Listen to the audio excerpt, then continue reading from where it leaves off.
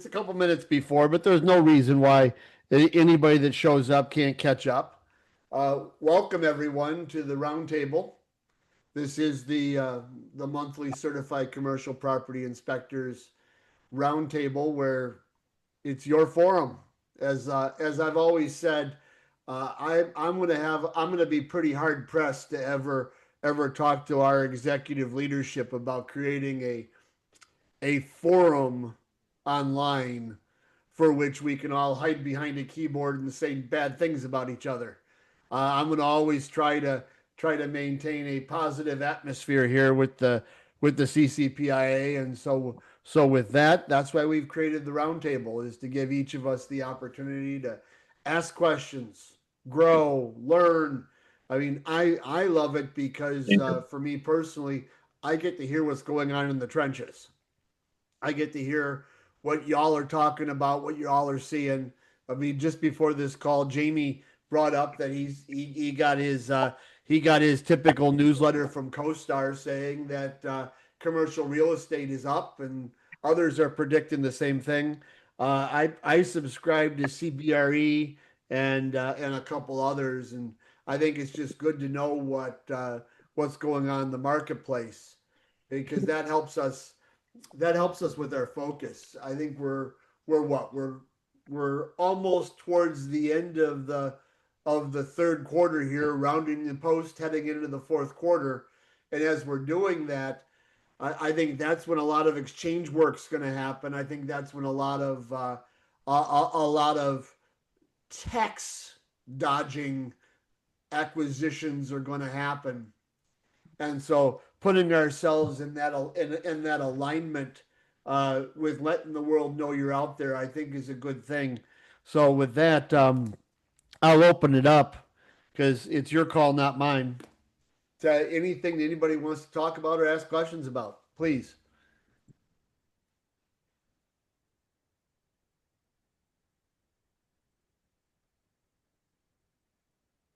Yeah, I have a question. Yeah, Dove. So I've been using Wolfpack Advising for our internet marketing, for our pay-per-click and our Google Local, figuring that, they know home inspections, who knows better than them.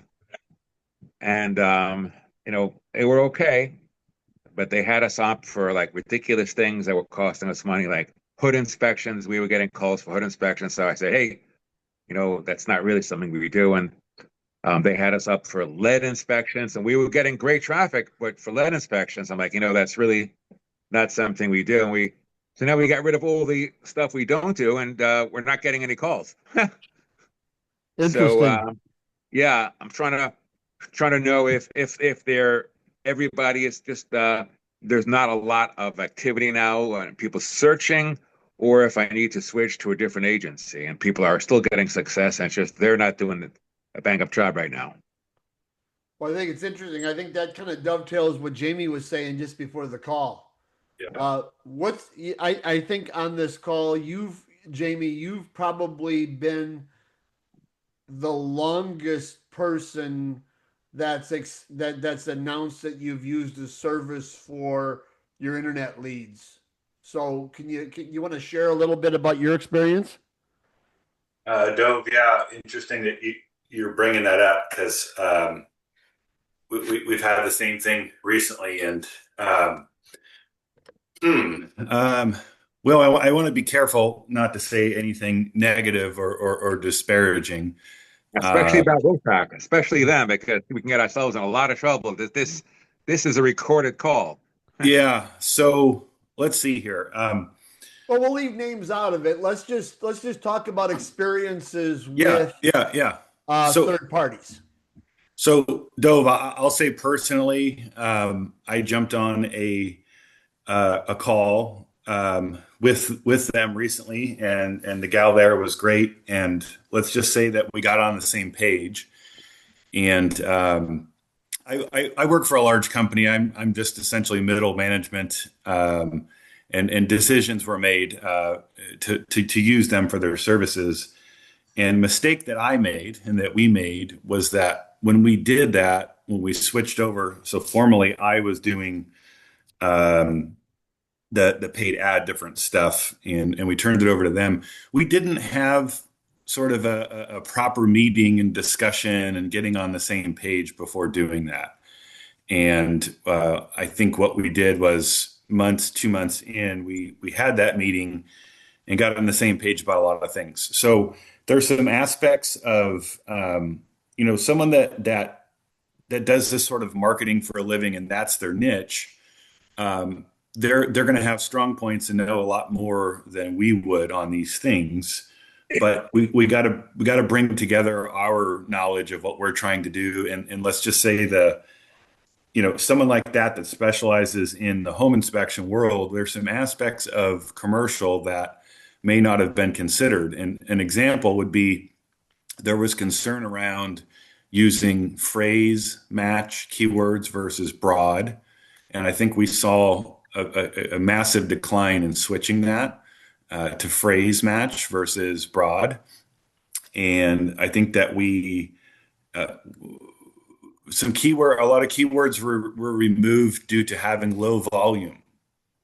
And I was even talking to another CCPIA guy a couple of days ago about this, and that mindset around it kind of makes sense for maybe home inspections or different paid ads, but we have sort of unique keywords that might be used on a rare occasion for something like, I don't know, facilities condition assessment, or you look up these keywords and it might not have a lot of volume. Whereas if you looked up home inspector Dallas or something for keyword, right, you're going to see that it has a lot of traffic. So we've just put that back in, and you could go down the list of all these things. There's always a debate about commercial property inspection versus property condition assessment.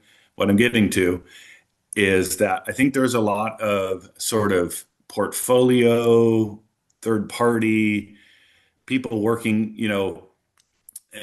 in an office high rise with the suit and tie on that may not necessarily type in a keyword looking for someone that is what we might think it is. So I'm not an expert in this subject, and that's why we turned it over to them. But yes, for the last 2 or 3 years, we're growing, doing a lot of commercial. And I'll just say it, it came to a complete stop for the last 45 days, like complete stop. And, a couple jobs here and there coming through, but as best as I could gather, looking into everything, looking at analytics, those changes there is what did it to the paid ads, the traditional Google pay-per-click. So we've had a meeting, we've got it sorted, and I'm eagerly watching it and looking for the traffic to pick back up. And if you allow me to go a little bit longer, I'll just share talking to Dylan out in Arizona. The interesting thing that I have found about this, coming from being in home inspections for 20 years and the last 3 years really going heavy on commercial, was that there's just a lot of weird oddball jobs. Lance likes to talk about this a lot, that maybe 50% of the work is not a property being bought and sold. There's a lot of niche or weird commercial stuff that we wouldn't think of, that with some of these ads and these keywords and the broad search, you show up to someone where you otherwise wouldn't have. So we got a lot of bigger jobs that weren't maybe a traditional commercial building being bought and sold, that because of that presence, I'm in California, a third party in Minnesota was searching for something specific about HUD on a tribal reservation property that they needed to building condition assessment through HUD. I'm forgetting all the names, but anyway, they found us through that. So I've noticed the last couple of years that there's just big jobs that are not a traditional, say, someone buying a retail strip mall. And I'm not 100% certain on this, but I think that the broad match and a nice robust keywords and all this stuff helped us to show up there. Actually makes a lot of sense. I mean, it's listening to you talk, because most of the keywords we would show up for are like you say, they're more broad and low volume, because by definition, what we do, we're low volume. We talked with Wolfpack, and it was like, hey, we went over that business model, and this was like the talk I should have had with them in the beginning was, hey, And look, I'm scheduled to have that talk with them today. good, because it's like, hey, that may have been searched one time an entire year, but the tribal inspections I was just referencing, it was a $34,000 job. Who's your account manager? Was their first name Sarah by any chance? Correct. Perfect. That's who I'm speaking with today. So I don't need to go into a lot of details. She'll know everything I'm referring to. Awesome. See, you don't realize how helpful these monthly roundtable calls are, but I do. And Yeah. anybody listening, if you're listening to this live or on a recording, this just probably this meeting right now probably will translate into tens of thousands of dollars worth of revenue to my company over the next couple of months. Yeah, Dove. I mean, I got to the point I was calling around and asking, like, hey, is anyone else seeing a big slowdown? What's going on? Right. And we're wondering all of a sudden, and it's so frustrating. I had a So, call James, last week, and the specific conversation was about internet marketing. And with the expert I was with, they said you really can't go, I'm only doing pay per click. I'm only going to do this. If you don't do it all simultaneously, even just a little bit, it's you don't have enough bullets in your gun to do the work. And so the recommendation I was getting from that expert was you put your toe in everything at the same time. Right. Whether it's it's pay per click, it's keyword search, it's all of those things simultaneously with a cap budget. Now, it does behoove you to learn and get good at some of this stuff. And why I say that is for those larger firms that are here, if you use a third party to help you, which is good, they're going to take 30 to 20 to 30% of your ad budget in admin fee. Some of the more nefarious ones might take as much as 50%. And so if you want to stretch your ad dollar, you need to learn and take as much uh, coursework as you can through resources to become a pseudo expert, especially for us smaller entrepreneurs that might not have the large advertising budget. I can take my $250 or $300 a month budget and exercise it completely versus taking a $250 or $300 extra, ad budget and only getting $175 worth of ads. So yeah. I just say that because unfortunately some of us knuckleheads that just love to be inspectors, we have to start thinking outside the box and be actual business owners and growing our business. Yeah, yeah. It's the right move to make to utilize, experts and third parties and delegate things and all that stuff. I will say, in fairness about this, if we go back over the course of 3 years, there was a period early on that I had made some mistakes in the ad dashboard and allowed Google to automate and make its own decisions and do things to our ads that for a period let it run wild and spend a tremendous amount of money. We got that reined in and working great for a couple of years. So I will note too, though, Dove, with this that we were attempting and utilizing this third party to get more efficient with our monthly spend. And so it boomeranged, though, how much we were spending every month. The spend went way, I mean, it went down by 75%, but it boomeranged too far that we were not seeing the leads. So saved money on the monthly spend for the ads, but it went all the way to the point of harming the leads. So we were attempting to get bang for our buck quality leads and not a bunch of nonsense. But I'm starting to wonder if casting a wider net is actually kind of needed, to get all those things funneling in. That's I amazing. think you need to change all the time. Has been my experience, and I think Dove has experienced, and I know Jamie, you've expressed this, that I think a lot of these vendors, even if they're in an adjunct industry, i.e., home inspection, they still don't know our industry, Right. and we spend so much of our time just educating them on what we do, and again, as you've heard me say, uh, in the HI industry, it's very tight and myopic, and it's transactionally based on a consumer purchasing a home. Done. We touch like tentacles, hundreds and hundreds of other types of inspections that aren't consumers purchasing buildings. That it's the tribal work, it's the maintenance work, it's it just goes on and on and on and on. Lease work, and it's all kinds of different topics that really, I think you've got to almost take your marketing and go, I'm going to spend this quarter here, or this quarter here, or this quarter here, and just see and watch what hits. Oh, yes, Rob. And I'll throw out an interesting thing that I've brought up a lot within my company thinking about this is that so we've been in business doing home inspections, I think 21 years now. And as most of you know that have a home inspection company, you build a following. And as your calendar is getting filled in every week, a large majority of your calendar being filled in is your following, right? You build up all of these realtors and clients that use you, and every week and every month you have inspections coming in that are your following, right? Your regular agents and all that stuff.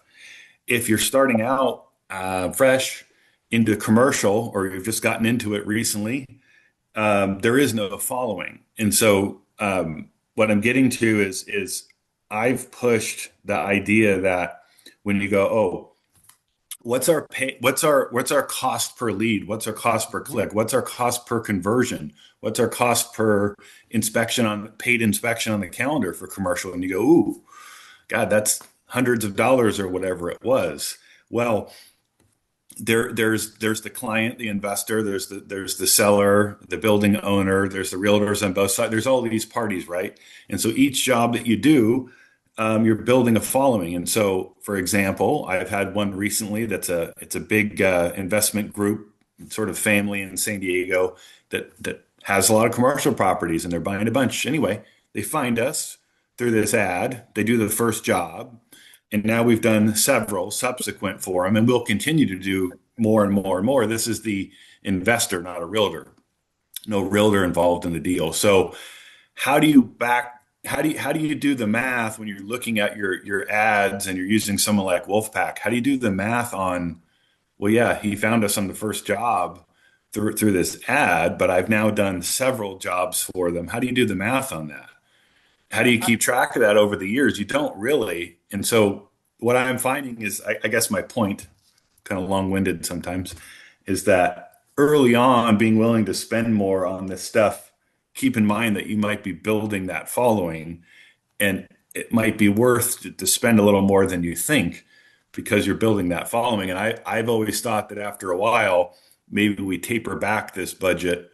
We just haven't gotten there yet with the following. Well, it's interesting you say that, because when you think of cost per lead, now all of a sudden it's I equate it to fishing. So sometimes you put bait on your hook and you throw it over and you don't catch anything. And let's say you got lazy and decided not to reel in your line, but you're going to move your boat to the other side of the lake and you hook a fish in the side. Well, that's still a fish in the boat. It didn't cost you anything. You didn't lose any bait. You just trolled up a fish.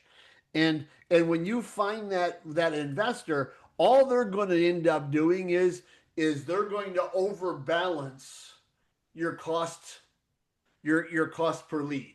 And that, which is good. At the end of the year, you're going to look at that equation and say, well, since I did 10 jobs for this family and it cost me 0 per lead, and I did 10 jobs for this and it cost me 50 or $500 per lead. At the end of the day, it was $250 per lead. Yeah, we're not even blowing through our budget because our rate where click is so low. It's like we might have a Yeah. $1,000 a month budget, and we're only getting like $250 worth of clicks because our keywords are just not working properly. So it sounds like for you, Dove, that you need to get in there and address the keyword issue so Yeah, that you're approaching your budget more frequently than right. Dove, Because we completely know Dove, missing we the know target that altogether. we can actually say when we spend X, Y, Z, it brings in that these certain numbers, and our difficulty has been actually making the spend. Not, once we get it, Yeah. we convert. It's actually getting the spend to happen. I know it's it's a it's it's weird it's problem to the have. it's the way the campaign ad set up. Dove, we had 1,250 clicks June 2024, June 2025, 23. Wow. See, that's now I feel your pain. Trust me. Yeah. What's the I math on the percentage difference there? 1,250 versus, so yes, and it wasn't spending anything. But it literally is just pulling levers and get with them and Yeah. make the necessary adjust. I mean, we could go off into the weeds here and on about it, but maximizing conversion campaign versus, I forget all the different types of campaigns in there, but I know for me when I was running my business, and again, I'm 3 years, almost 4 years out of the field. Um, it was all relationship marketing. Not that I was beating on doors and cold calling. I made zero cold calls for commercial inspections in the 8 years I ran the company. But what I was associations and being at every luncheon and pushing flesh and shaking Yeah, that was hands. actually my next question. Do you find that was helpful? I can equate to hundreds of thousands of dollars in revenue from only doing that. Our internet marketing was 100% just Google business listing and a very basic uh, keyword search attached to the HI company. All of our press flash, not no cold calls, no here's my business card and my trifold. I never made a single office call. These were all industrial realtor groups, commercial realtor groups, multifamily realtor groups, building owners groups, and going to those luncheons. And so it was in a given month, once a week, I had a luncheon somewhere that I was going to, not BNI groups, but a luncheon somewhere where I had 150 or 200 captive audience that I could move around table to table to table, and all I was doing is pressing flash and waiting for something to hit. This one didn't hit this month, and all it takes is one or two to convert. As Jamie said, now all of a sudden they're relationship marketing. Now I get them. Now I get their assistant. Now I get their assistant's assistant, and it just grows and So grows and I'm grows. of the thought process that the BNI groups is not the way to go. Say we're not bringing enough, and you would agree No, with that, right? oh, I don't. I've never, unless my feeling coming from the franchise world is this: unless you love pancakes and eggs Ah, and going to breakfast all the time, B&I groups are useless. right, I agree. Uh, but people like that. I have gone to a higher cartel of realtors, and that was always my association groups. But hey, that was what I did. Everybody's going to have a different story, and I just know that if I was starting something fresh tomorrow, that would be the first place I would go to rekindle that thought process. Well, I had three agenda items actually. So and then we covered one of them, and this was the second one. If you want, I don't want to hog the call. If I could bring up the third one, you can decide. Go ahead. Okay, so one challenge we've been having, though, this was something we have, for example, for the phase one environmental. we get a 50% deposit when we do the phase one environmental. And sometimes, like I said, we'll have trouble either getting the questionnaire, or we'll order the data and we'll have trouble getting access to the property. And we'll take a credit card and all that stuff. We sent the CCPIA agreement for commercial and for phase ones to my insurance company. Oh, by the way, I said it was great, but they actually suggested adding two clauses. One clause is the arbitration clause, and the second clause would be the limitation clause. So that's something that I'm going to be adding. So just so everybody should know that, if you should check with your insurance company before you lock in on that. But so the issue that we're having is that if we can't get in necessarily, we want to make sure they don't call the credit card company and try to say they couldn't get in, blah blah blah. Meanwhile, we've ordered the data. So if anybody has any kind of verbiage to add to the inspection agreement or the phase one agreement that would say, hey, there's a certain amount of work involved, an initial work, even before we physically get on the property, and we may not be able to give you a complete refund because if that work has been performed, it may not just be waiting for that actual final inspection report or final service report. It's not an all or nothing kind of thing. So if there's any kind of verbiage you use, Rob, or anybody else on the call? I've not used any verbiage like that. I've never had that. I've never experienced that issue to the extent you are. But I know recently with all the contractors I've had here at my property, the uh, the fine print in their contracts is pretty explicit that deposits and retainers are absolutely not refunded. Right. And so I am positive that you can do a couple of searches and find that language that will express the fact that Yeah. that no matter what happens, once they've engaged you, regardless of the outcome, conclusion, or limitation of work, what they paid you is Got it. proofed. Okay, my final question is Nick posted a picture of himself wearing a yarmulke today on my timeline. I don't know if anybody saw it. I also posted it on the CCPIA group. I want to know who's rocking the yarmulke better today. Is it me or is it Nick Ramico? If anybody has seen the photo. It's always you, Dove. No, but did you see his picture today? I saw it last night. Yeah. And what did you think of it? I still say that you rock it better. I rock it better. Okay. Even though it doesn't say the Yankees on it, you know. Okay. Great. Thanks. So can I jump on your phase one David, ESA please. inspection stuff you're talking about? Has anybody ever been approached by engineers or geologists to work for them?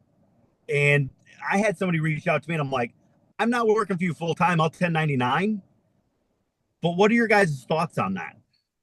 Work for them regarding to what? They just wanted me to come be a team member for them and do phase one inspections. And they're like, hey, you're going to fly around once in a while when we need you. And I'm like, you know what? That doesn't sound realistic to me. And I'm like, I'll 1099 with you guys. But has anybody else had somebody? It was a Yeah, senior. why don't you take the course? I mean, Rob, they just posted it today on the CCPIA website where you can you can take that coursework yourself. No, I know. And I've start. already looked at it, Oh, and I'm going okay. to do that. But it was an outside company Mhm. wanting to hire CCPIA members Sure. full time on their staff Yeah. and to do things like that. I was just curious if anybody else has have heard or seen that. I I've have heard there's that actually we there's a have, company out there and that's that one you of can the order that from. advantages of our listing is those on our website are certified members. Yep. Right. So when you do a search, and that's helped that. I mean, Morgan and Morgan, which is a large law firm throughout the country, they utilize our members quite regularly to help them, and so for you, it's your consideration if you want to be a Yeah. 1099. I know I had an inspector working for me that started 1099 for an engineering firm, and that engineering firm specialized in reserve studies for homeowners associations. And he ended up leaving me because it was far more lucrative for him to start being the field person on reserve studies than it ever would have been for him to be an inspector for me, which was my disappointment. But it's an opportunity. That's for sure. I'd have no problems doing Yeah. subcontract work Yeah, for I an said I'd engineering firm. 1099, but I'm not going to shut down my business No, to go work for those guys. So I no, was just curious not if unless they anybody else has gave seen you a it. monster guarantee. Yeah. Yeah. Okay. Yeah, But yeah, I'm gonna take that one, Rob. I just saw it. I actually screen grabbed it so I wouldn't forget it about the phase one class as well. So I yeah. got to jump on that, and then the Actually, cost of clearance. if you have that information about that company looking to hire people, you can maybe put it on as a resource. Maybe Okay. other people would love to work for them as well. Okay. Yeah, they're right here, close to where I live here in Georgia. So I think that's why they reached out and they're like, "Yeah, you're going to be traveling on occasion and all that." And I'm like, "Yeah, I don't want to have to go doing all that. I don't want to travel and leave home." Yeah, I get that. I get that a lot. Perfect. Thanks, David. Yeah. Now, Rob, is it true you're moving back to Chicago? No, I'm not moving back. I already have. Oh, you have moved back. Wow. Congratulations. Yep. New office, new digs. Is Congratulations. Chicago a congratulations? And a new Oh, you landlord. betcha. New landlord, right? Yeah, me. Congratulations. Anybody else want to bring something up this morning? Yeah, Rob, I got a question for you. Yeah, Matt. I was looking into the fire door inspections, Yes, sir. and setting that up, and we did a couple of mocks. We're just kind of getting in to start advertising. How do you put together a list that doesn't become very overwhelming when you're using these? I know you've said in the past you can use schedules for them. Yeah. Do you need to go through every door and list like all 17 points of the inspection, or are you only marking the deficiencies you find? Deficiencies. Okay. So fire door inspections are fun because it's almost like going to college and taking an 090 course. It's a P or an F. there's not an 86.5. It's a P or an F. And so out of all the points, if you fail 1 point, the door is failed. Okay. And the interesting thing, each door is its own report. So if you use our online reporting system that was designed, then you would actually fill that out for each door. Okay. And there's actual, if I can digress half a second on it. So there's a couple different revenue streams on fire doors. Fire door 1 is the first time you've ever been there and they don't know anything. And so that fire door inspection, you could actually offer that building owner, building management, whomever, your services, and with the brother P-Touch labeler, labeling every door. So it's like, and that labeling is your invention. Or you ask them how they'd like it. And you're going to make the legend. It's floor, wing, door. So it might be floor 1, W for west wing, door 1, 2, 3, 4, 27, if it's a big building. And so you'd actually put on the steel jamb up in the corner, whether it's the right corner, left corner, nobody cares because there's no standard, that little 3/8 inch brother P-Touch label. And so now they know the door. And then you could actually create a map using that. And then you'd make the schedule thereafter. And so your report, if there's 30 doors, it would be report of the a summary, the following doors failed. Here's your schedule, P or F, and then here's the individual reports on each door. Perfect. And that's the report you create. If it was, and that's what I would do, especially on a sample. So if I was going to make a portfolio and I'm going to go out and market this, I'm going to go to business owners, business managers, hotel managers, etc., with this portfolio of this is the report I create. This is how much it's going to be. Right. I know Devin was there. I don't see anybody else. But when we were in Arkansas earlier this summer, that was right in the middle of them needing to get their fire door inspection for their building. And I believe they got quoted um, somewhere in the neighborhood of $7,000 or $8,000 to do their fire door inspections. And I went, darn. I wish I had another day on this project because Lance and I could pop out these fire doors in a day and do it for half that price. So it'd be a pretty nice opportunity. But no, it's every door is its own. It's a P or an F. Yeah, you don't go. And it's you don't go. I've got 50% of it right, so it's fine. All it Right. needs is one hole or one piece of paper or one hold open device in the wrong spot, and that door's failed. Perfect. Thank you. Thanks, Matt.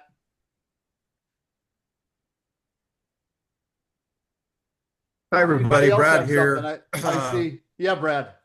Uh, yeah, just a quick shout out to Rob and Jamie. So I'm a fairly new member to the group, and like a lot of you, started in home inspections, and I think was it David, to your question, I started an introduction to commercial property inspections as a field observer, as Rob called them, for engineering companies doing property condition assessments on a 1099. And that's kind of where I got my start. And I had one or two of them that had approached about going full time. But yeah, I work for myself because I like that and like the control of doing what I'm doing. However, then I've transitioned into drinking the Kool-Aid, so to speak, the first of the year, most all of Rob's and the group's recommendations of now following the CCPI standard. I created a website devoted only to commercial property inspections and created another LLC name. And I will say it's been a lot of work. When you try and get rid of home out of everything, it seems to keep cropping up and it's kind of a long, expensive effort to do. But for whatever reason, seems to have really paid off. And business has been good, but it has, Jamie, in the last 2 or 3 weeks for me, really kind of quieted down. I think people are going back to school and so forth. But year to date, really, grateful to the group, the Rob, Lance, and CCPIA. I'm now probably over 50% of my business is commercial inspections. But where I'm going now with the introduction back to Rob and Jamie is I, as part of the shift, then not using my vendor to force payment to get the reports. And from a marketing standpoint, haven't really felt comfortable asking for the payment up front. I'm lucky a lot of times just to get an inspection agreement and minimum details on the property. But I started then getting a kind of accounts receivable problem with people exploiting, then not having had to pay to get the report. So I reached out to some people and Rob and Jamie provided some great input and I appreciate that. So since then now, yeah, I'll let Jamie kind of talk on his side of it. I've changed my policy now. I send an invoice the day that I do the walkthrough survey or the day after, and then not going to release the report until that's paid, unless there's then another arrangement made out. And to Deb's kind of question earlier, I don't think people read the inspection agreement. I made a mistake thinking that just because I had put in there that the payment was due on the receipt of the report, that people were reading that and actually understanding it. And so we're in the communication business, and I really kind of realized that the inspection agreement is certainly a great baseline and a legal document, but then there's the people side of things. And so I'm prepared to have some flexibility, but I am probably going the way that most inspectors have been doing it all along. So I appreciate your feedback, Rob, Jamie, and that's what we did. Yeah, I do it 3 times. I tell them about payment. First time it's on the phone. Oh, you're going to get a copy of our proposal, and just so you know, payment is required at the time of the inspection or distribution of the report. Tell them that. I tell them on site the same thing. Hey, I'm finished with the report, and I expect you won't be able to open the report without payment. And then lastly, Yep. when I email them the link to the report, it says you cannot receive the report without payment. I mean, I go 3 times and make sure they know that. And it's that sole exception that if that 1 in 50 inspections that's got a CFO or a CEO or somebody of a larger firm that it was not available to write the check or give the credit card. We had this conversation last week on an intercall with Lance and I and the rest of the CCPIA leadership team, and it's usually those jobs, right, Lance, in excess of $3,000 that get in that perch of they don't get put on somebody's credit card. But the smaller jobs that we do should be no thought whatsoever for you to say you're not going to get the report, because those are Right. the ones that are going to be a little bit more spicy in the budgeting than that large company that wants a $5, $7, $8,000 inspection fee. But Yeah, that's right. thank That's you right. for the kind words, Brad. Rocky, do you want to talk about what you put on the chat?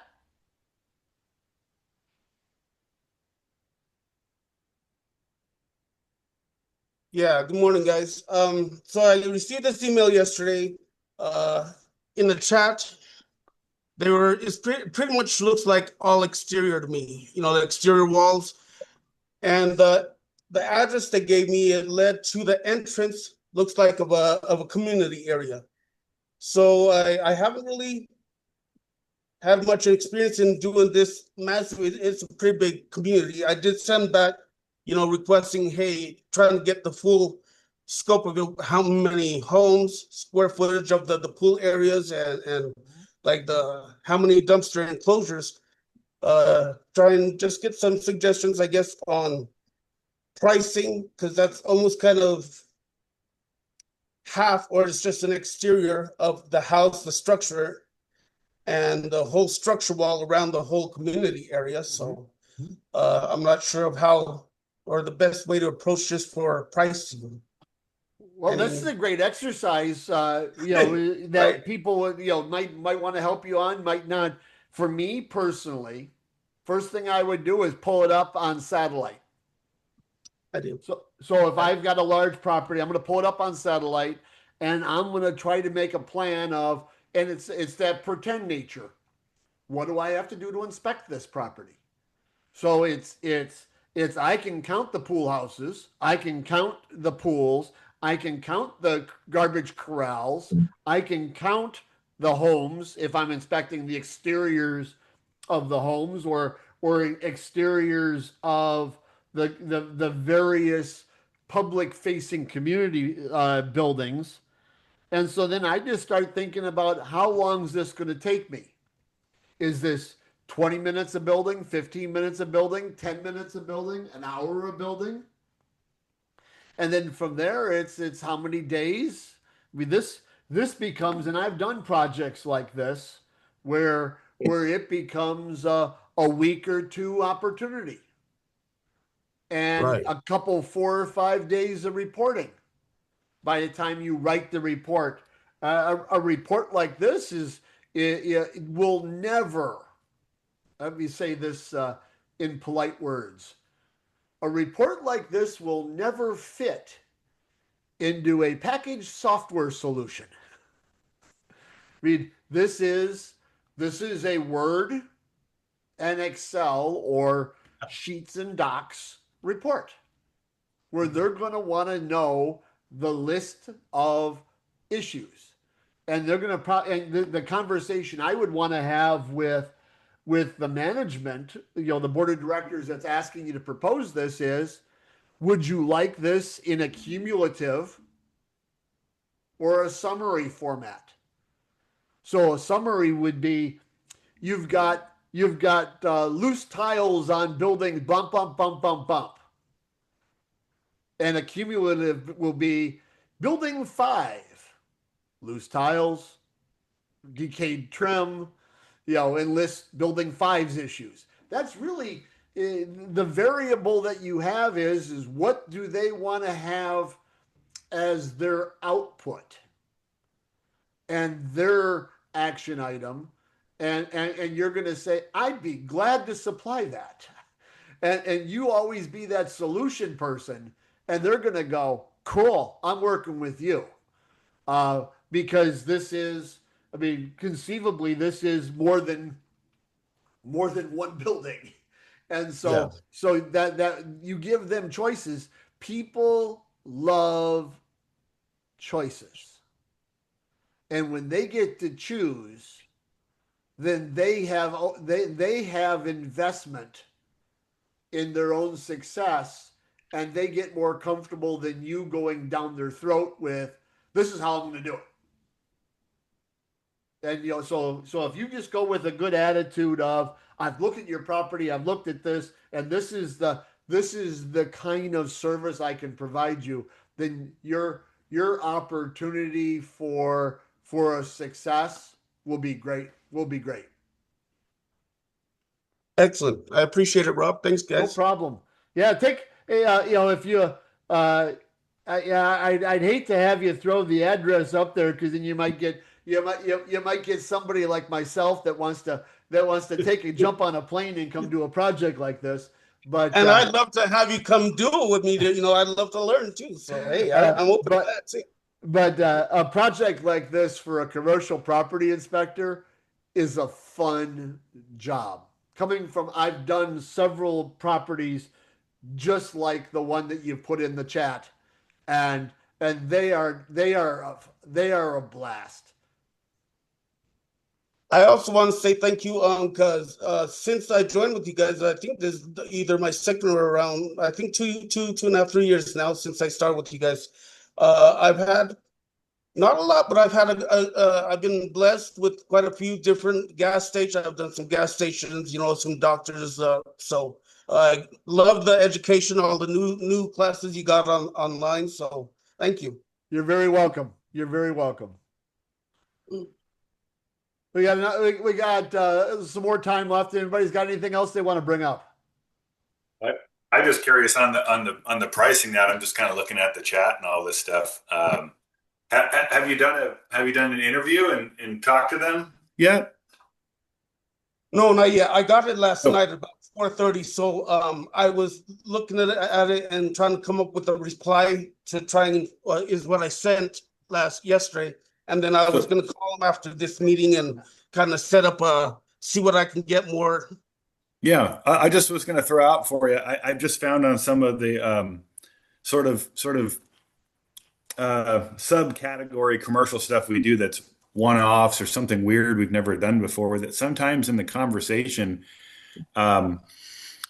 there it's, hey, did I don't know what organization this is hiring you, if it is an HOA or what it is, but it's like, hey, did you guys have a budget for this project, or have you taken in other proposal requests, and what kind of a ballpark range are they in? Occasionally I've gotten information out of that from different entities, property management, HOAs, a university, things like that, or tribal, that they shared something like that, something to the effect of a range of their budget, or, maybe they have an RFP they can send you, or they've received, hey, we need to get 3 or 4 bids before we can pick a company. And hey, what kind of, you get a good rapport going, and it's like, hey, what kind of range of those other ones you've received so far in? That's great. Anyway, that occasionally that helps. Occasionally that helps to get you in a direction. Yeah. That's Yeah. great. The interview is key, and do not send them an email asking questions. Okay. What you want to do is send them an email say, this is a very exciting project I am very interested in. What is a good time for me to schedule a call to talk about the project? Because we're adults. And we're not the younger generation that is afraid to talk to somebody. Yes. So you want to have that conversation so that you're going to create a rapport. I mean, my brother just shared a story with me over the weekend that he lost out on a project. He's a commercial builder, and he lost out on a project for about $4 million. He was off by another contractor, and his difference was they already owned a barge and a large crane to set some bridges that need to be set, and he was going to use a helicopter at $500,000 an hour. And so the difference was he was smack on the money, except for infrastructure, and not knowing what they wanted for infrastructure might be better for you with a verbal conversation versus just a text message or an email. So do yourself that favor. Do 10 minutes worth of research, set up a call, and win the job. Got it. Thank you. Awesome. Let me know Great. how it works out. That was great, Jamie. Thank you. Anybody else have anything on this Tuesday morning? Yeah, kind of piggyback off of Jamie's comment Yeah. earlier about his dollars per ad spend. I used to own a Sky Zone indoor trampoline park, and we would pull our hair out trying to figure out what an ad, what cost, and how much money we made for our ad spend and all that stuff. Because you're never going to be able to get a dollar, because that one guy that referred 10 jobs to you, he's referred 3 other people to you that never came through anything, and now you're getting business off to the side. So we would just say, hey, this is what we're spending per month, and this is what our target dollar is by the end of the month, what we want. And we could never get those numbers to line up, but we knew what our end number was going to be, and that's all we could worry about. Because you'll pull your hair out, and then you'll have no hair like Lance. Yeah, this is not Shark Tank where you got to stand up there in front of those 5 yokels and go, yeah, my cost for acquisition of a customer is $17.95. You'll kill yourself. You don't know that. Yeah, you'll go nuts. Yeah, yes, David, 100%. We've had many internal meetings where other leaders in the company, it's like you're focusing solely on what was that cost for that ad for that one inspection, and it's like it's not that simple. And how much money did you lose for having a meeting? Yeah. Good point. Yeah, and how many people are in the meeting at where they could be. So I've got a couple announcements I want to make here towards the end. We have a call. Our next call will be September 9th. And that's the last one on this invite schedule. We're going to be making a new invite schedule for October and moving forward. I think we're switching. I don't think we're switching platforms, but I'm not quite sure. I just know that we're switching an invite schedule. So you'll see that September 9th is our next call. It will be led by the one and only Lance Kaufman, as I will be in Toronto teaching a private 5-day class. To that order, if anybody on this call is associated with the group or wants to have a private class, just let us know. We design private classes all the time. October 6th, if you're in the Midwest area, we have a field day inspection of a typical Chicago dive bar and grill. And I say dive bar with the smile on my face. Small restaurant, bar, everything. And that will be October 6th. On November 5th and 6th, we will have a 2-day field day in Phoenix. And that is a 12-story building. Not that we're going to be routinely called as commercial property inspectors to look at a 12-story building. It's just a great opportunity for us to see a lot of different systems in one spot, between the precast concrete parking structure to the cooling towers and chillers on the roof. We do have a lot of systems in 12 stories of the building, and we've got unfettered access to all of that. On October 17th and 18th, the CCPIA will be at the CCPIA conference in beautiful Dallas, Texas. And we're slowly but surely adding to our calendar for 3-day trainings. If you have a location that you're keen to in your area and have connections to, we're willing to look at those areas. We do have some spots in our calendar for 26 for 3-day trainings. Some of our best spots to have a training are educational facilities or houses of worship, because they're usually fairly keen to having people rummaging around their buildings. So with that, I'll open it up to any last final things anybody wants to talk about. I think Atlanta is off limits for more training for CCPIA. Just leave that all to me.